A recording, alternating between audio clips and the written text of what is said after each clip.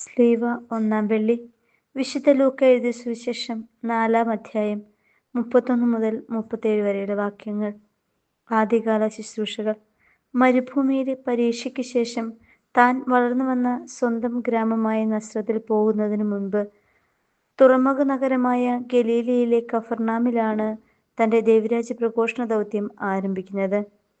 ദൈവാത്മാവ് നിറഞ്ഞ അവൻ്റെ പ്രബോധനം കേട്ടപ്പോൾ അവർ വിസ്മയഭരിതരായി.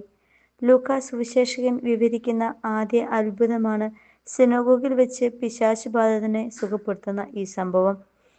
അവൻ്റെ സാന്നിധ്യം അശുദ്ധാത്മാക്കൾ പോലും തിരിച്ചറിഞ്ഞു. നസ്രായനായ യേശുവേ, നീ എന്തിന് ഞങ്ങളുടെ കാര്യത്തിൽ ഇടപെടുന്നു? നീ ആരാണെന്ന് എനിക്കറിയാം, ദൈവത്തിൻ്റെ പരിശുദ്ധൻ.